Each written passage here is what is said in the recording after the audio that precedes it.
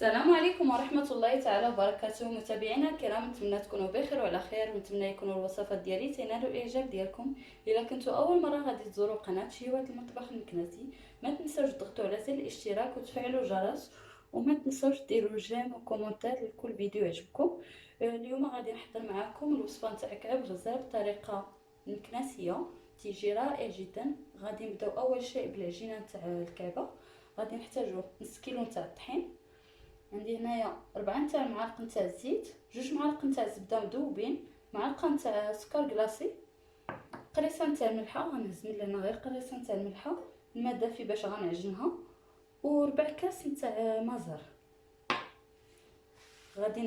بالنسبه لهاد العجينه غادي نديروها تتكون قاصحه بزاف، ماشي ما تجيش جاريه. غادي نخلط هنايا المكونات كاملين. غادي نبدا بسكر كلاصي، معلقه نتاع سكر كلاصي، قريصه نتاع الملحه، شويه نتاع الملحه، 4 المعالق نتاع الزيت. كنخلط كلشي عاد نبدا نخلطو. 2 معالق نتاع الزبده مذوبين، 4 كاس نتاع ما زهر. بالنسبه للماء غادي نبقاو نضيفو غير بشويه بشويه، لحقاش العجينه خاصها تبقى لنا قاصحه، وعاد غندوزو باش ندلكوها.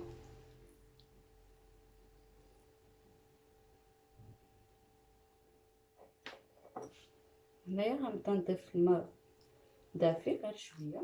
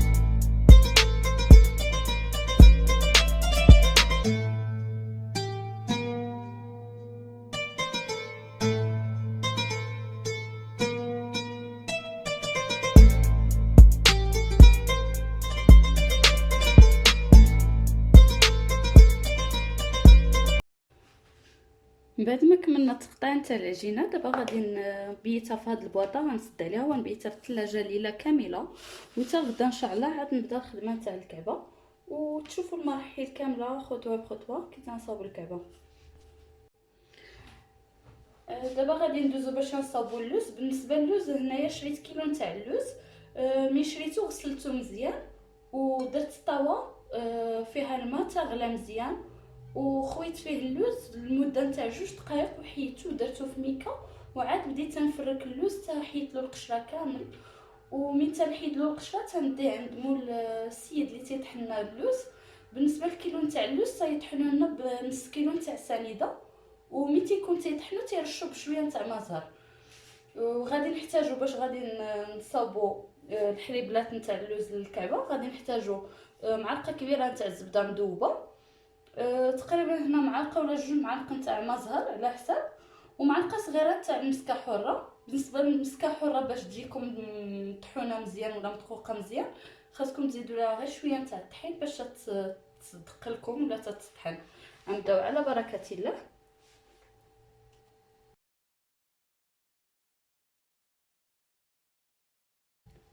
درت في هذا الاناء اللوز وزدت عليه الزبده. غادي نزيد ما زهر، غير شويه تاع ما زهر، ومسكه حره معلقه صغيره صافي. وغادي نخلطوهم مزيان، وعاد ندوزو باش نصاوبوا الحريبلات نتاع اللوز.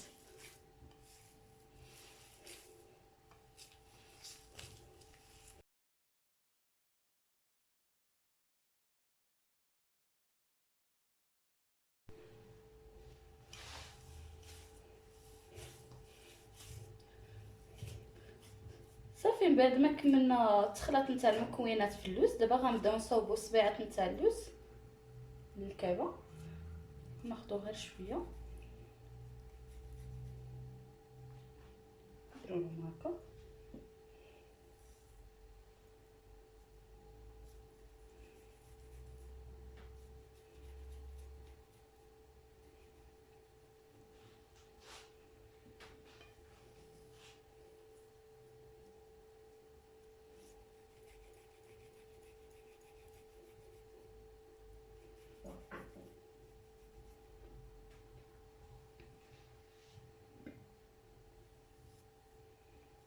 غادي نكمل بهذه الطريقه، تنكمل اللوز اللي عندي كامل، عاد نبداو بالتحضير نتاع الكعبه ولا كعب غزال كل واحد كي تيقول لا.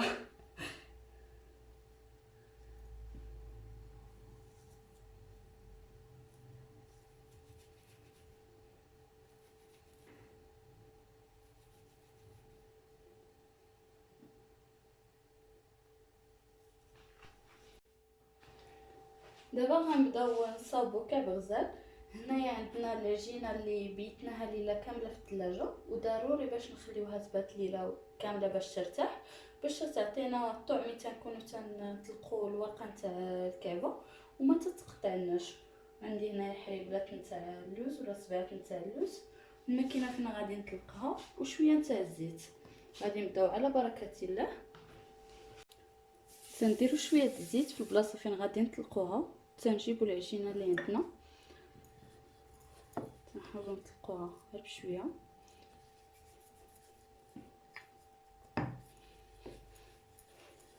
خليوها في الحجم ديالها طويله وتجينا هكا مستطيله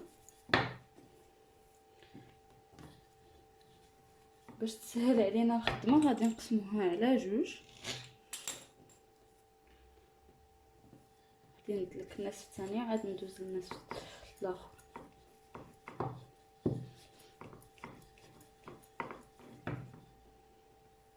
دابا من بعد ما طلقت هذا النصف غادي ندوزو في الماكينه.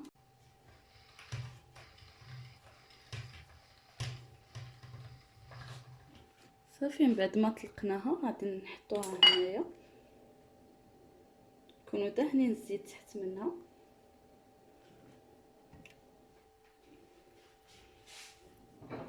نتوما كي تشوفوا من بعد ما طلقناها غادي نجيبوا قطعه نتاع اللوز غادي نقطعوها هكا.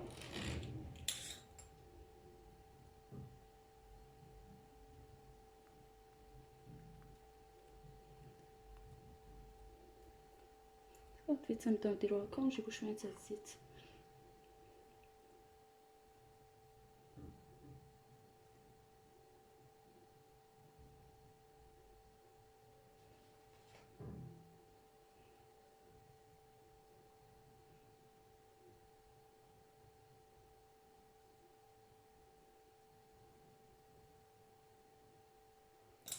دابا تنجيبو الجراره وتنقطعوها ونحاولوا نقطعوها شويه بعيد على البلاصه نتاع اللوز. نتوما هاي الكعبه ديالنا. غادي نعاود معكم الطريقه ديك شويه ما جات.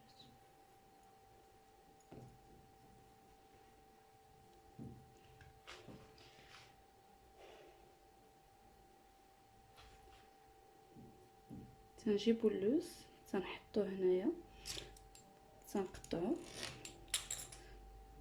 ترجعوا العجينه ترجعوها، تنحاولوا ندفعوا اللوز اللور.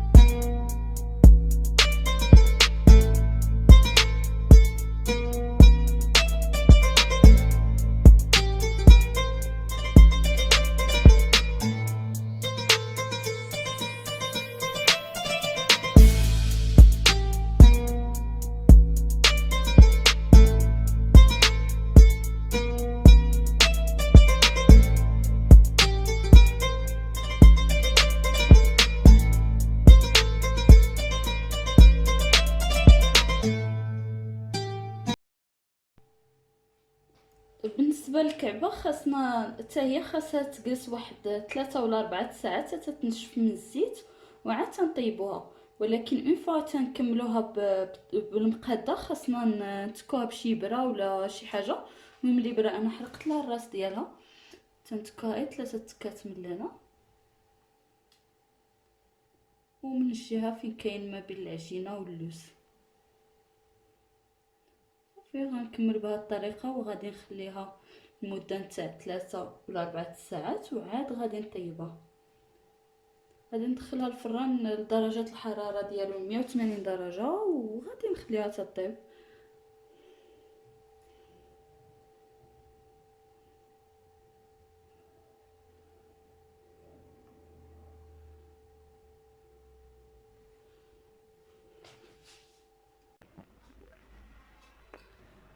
من بعد ما خلينا الكعبه ارتاحت لمده نتاع 4 ساعات كي تتشوفوا راه نشفات، دابا غادي ندخلوها للفرن على درجه الحراره نتاع 180 درجه وغنخليوها تطيب مزيان.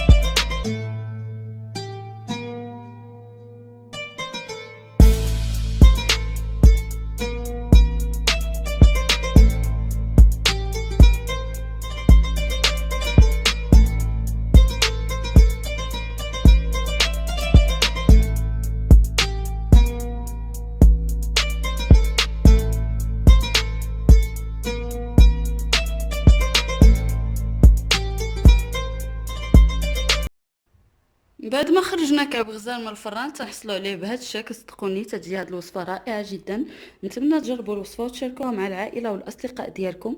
للمزيد من الوصفات تلقاوهم في صندوق الوصف تحت الفيديو، وما تنسوش باش تدعموني كليكوا على جيم وابوني، والى اللقاء الى فيديو قادم ان شاء الله.